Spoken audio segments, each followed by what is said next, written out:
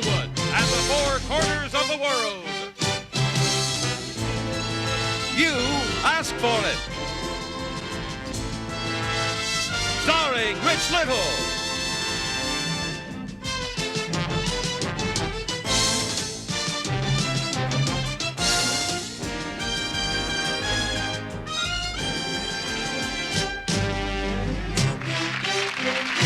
Here's the star of You Asked For It, Rich Little.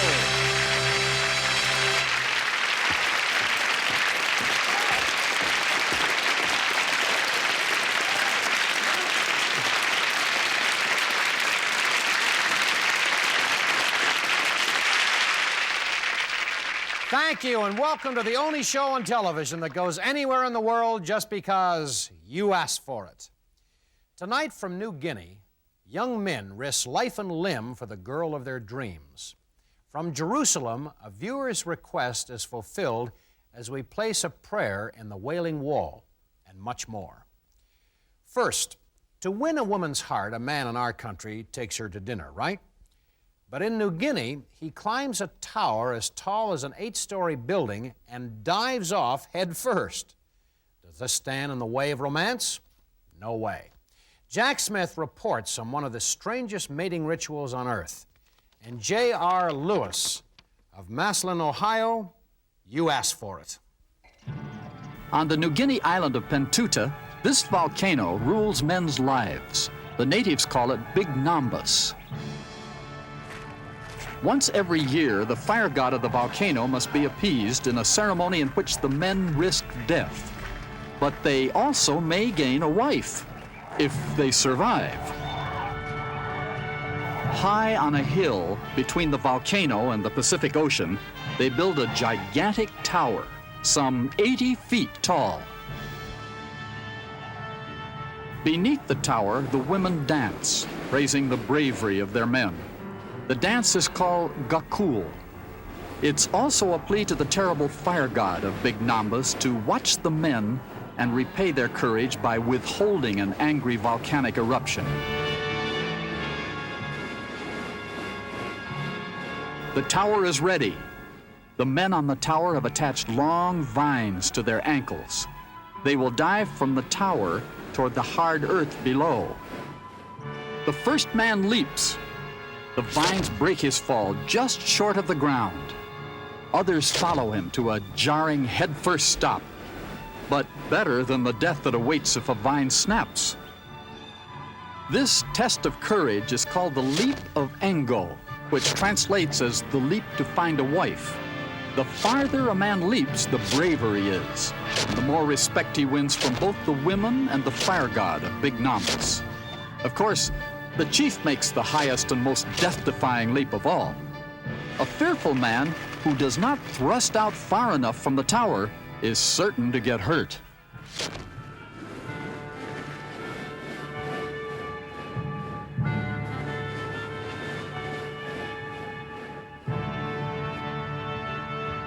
To please the god of the volcano and to win female favor, the men of Pentuta defy death. You saw it because you asked for it.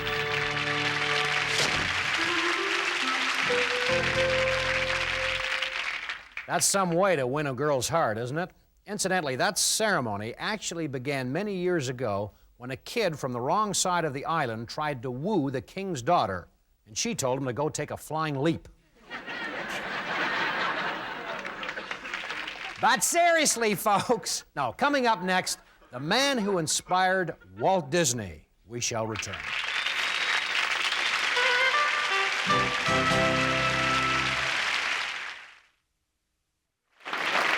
And now back to Rich Little.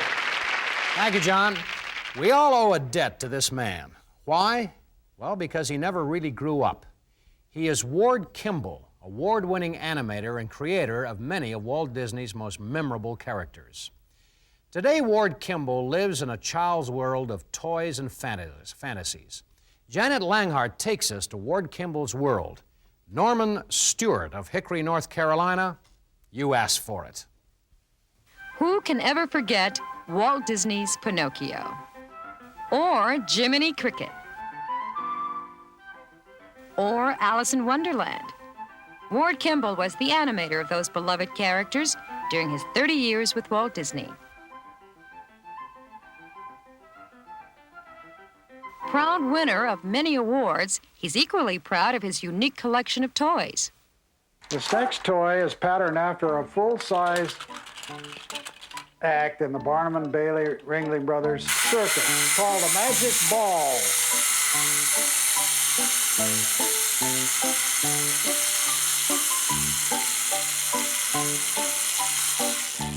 Ta-da-da! Talk about parking garages. This is one from 1930s, and it's very amusing. The toy trains represented here on these shelves are some of the oldest toy trains made in America. They made them out of tin, cast iron, paper glued onto wood.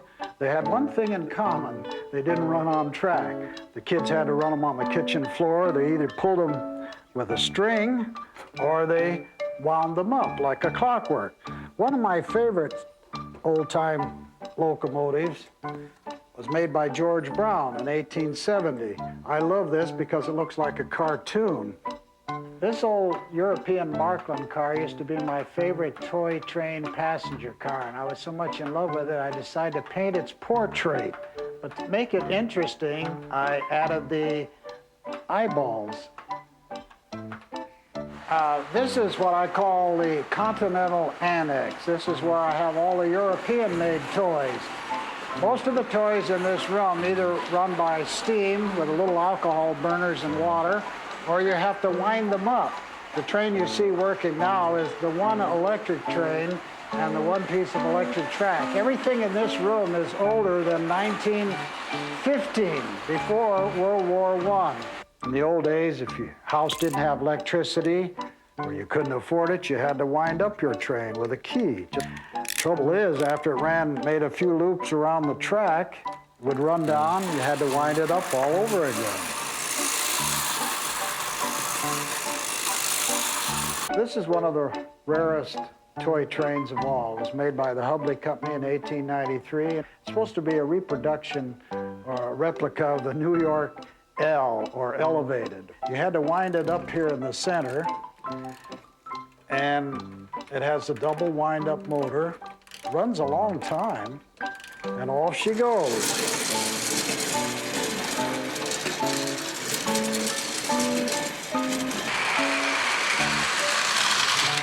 This old electric train is much like the one I had when I was a kid. It was made by Ives in 1924. The great thing about it was it had lights in the car. We used to turn out the house lights at night, and especially around the Christmas tree, and run a train like this and ooh and ah. Of course, all these trains you see operating on the table are toy trains. They're not scale models. And take, for instance, this accessory here, the Suburban Station by Lionel. It's a toy. The lights are oversized, the figures are oversized, but it has that great toy quality about it.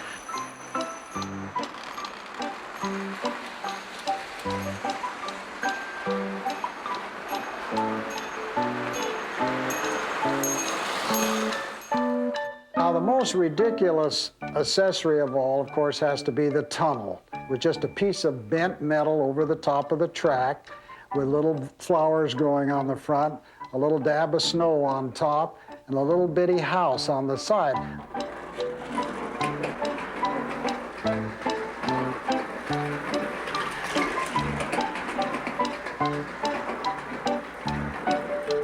But Ward Kimball's fascination with trains goes beyond these wonderful models.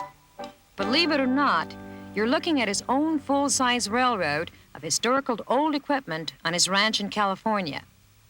Ward Kimball grew up, but never old. And for that, we thank him. And you too, Norman Stewart, because you asked for it.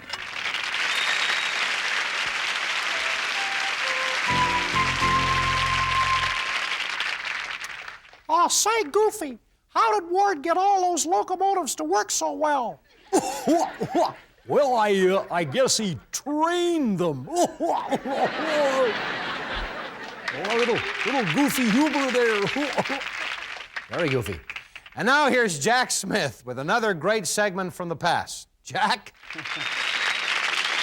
Thank you, Rich. Have you ever seen an elephant ride a bike? Did you ever see elephants dance like chorus girls? Well, we filmed all that and more at the St. Louis Zoo back in 1959. And here again are trainer Lloyd Smith and his pachydermous pets. The elephant Frolics, previewed for us at the St. Louis Zoo by trainer Lloyd Smith.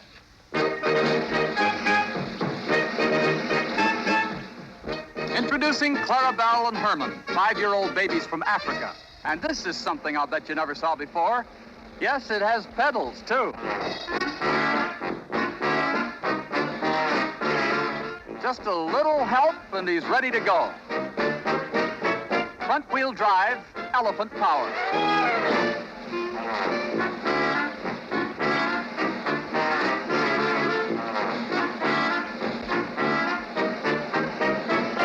A little more oomph, Herman. Well, could you do better when you were 5 years old?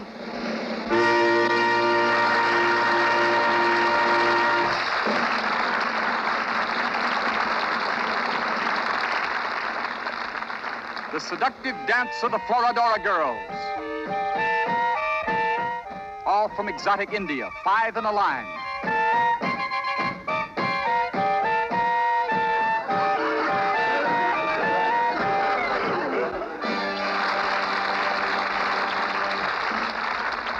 More dancing to follow, but first a quick change of costume, and this routine demands an Irish hat. Nothing else, just a hat. All set, Mrs. Murphy? Okay, then, swing it.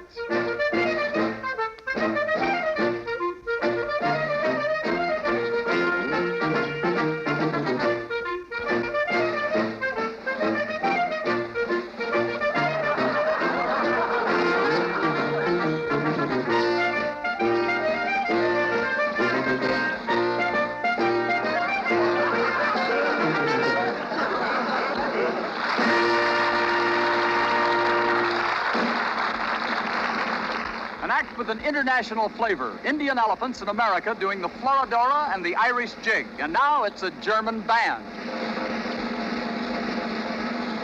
Each to her own instrument. Plenty of blow in those trunks. And now, everybody play.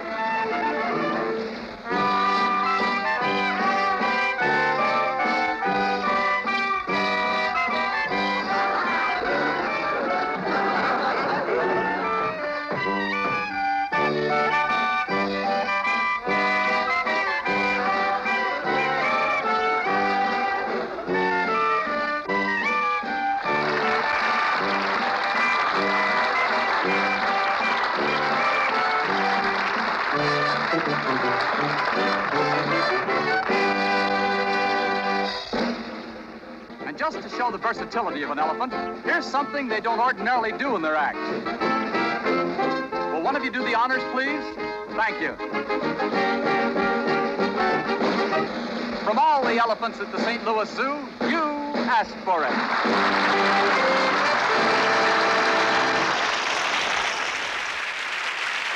That's great, Jack. You know, I showed that piece of film to Bertha, the famous elephant. And did she like it? Oh, she loved it. What did she say? Well, she said...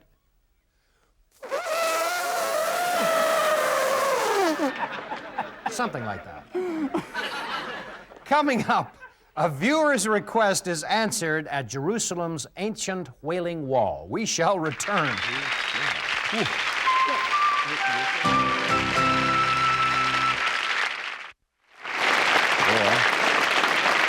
And now back to Rich Little. Now, this is Humphrey Bogart. Now, listen, sweetheart. You must remember this. We gotta have your letters. And as time goes by, we want to show you exactly what you want to see. Anything from a Maltese falcon to Casablanca to an African queen. Ask and it's yours, sweetheart. Just write to, you asked for it, P.O. Box 1980, Hollywood, California, 90028. This wall towers up out of the history of monumental testimony to man's faith in God over thousands of years. It's the Wailing Wall. It stands in the very heart of Jerusalem and the city sacred to 3 of the world's great religions. And we're going to answer a very special request from Mrs. Frances Favorite of Fairview Park, Ohio. Although neither she nor her husband is a follower of Judaism, Mr. Favorite is ill, and she asked us to place a written prayer for his recovery in the Wailing Wall, just as Jews have done for centuries. Jack Smith tells us the story, and Dale Haramoto flew to Jerusalem to help carry out that request. The Wailing Wall. To Jews the world over, the most revered spot on earth. It was part of a compound which housed the Temple of Solomon, built 3,000 years ago. It was destroyed by the Babylonians in 587 BC, rebuilt by King Herod the Great, and demolished once more by the Romans in 70 AD. But the 90-ton stones of this wall would not yield, and to this day they remain as a symbol to Jews of the indestructible strength of their faith in God.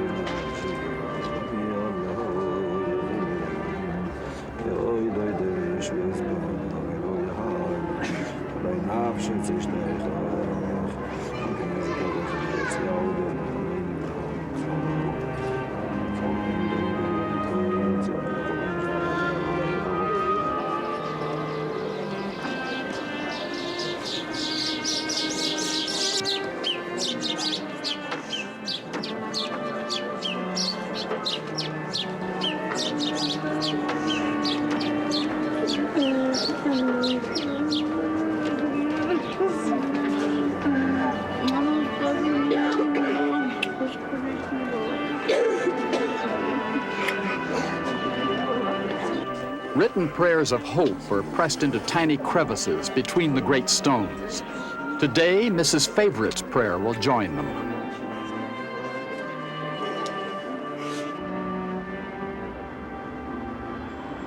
Dale entered Old Jerusalem through the picturesque Damascus Gate, where the old world and the new cross paths in a colorful kaleidoscope of Mideastern life.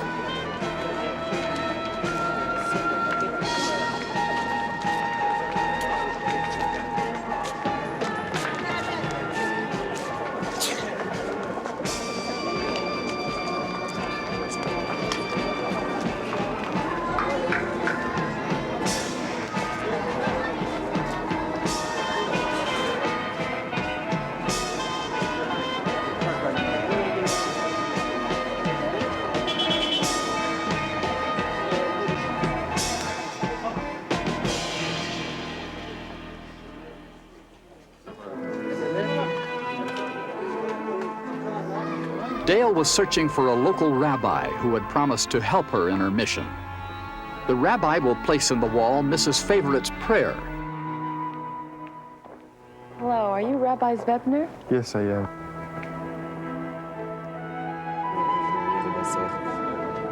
Mrs. Favorite, your prayer is joining millions of others which these ancient stones have received over thousands of years. And may your prayer be answered.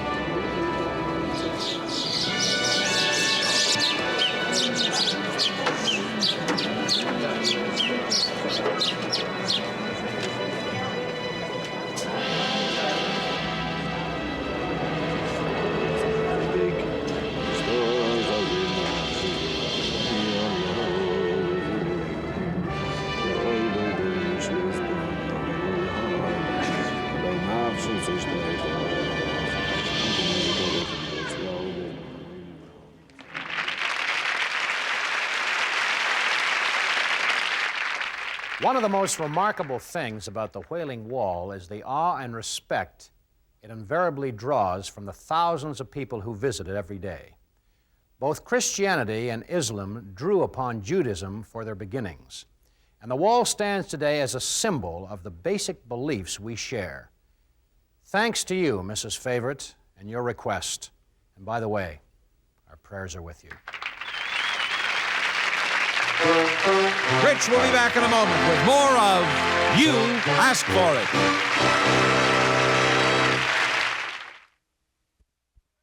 And now, back to Rich Little. That's our show for tonight. See you next time on... Good night, everybody.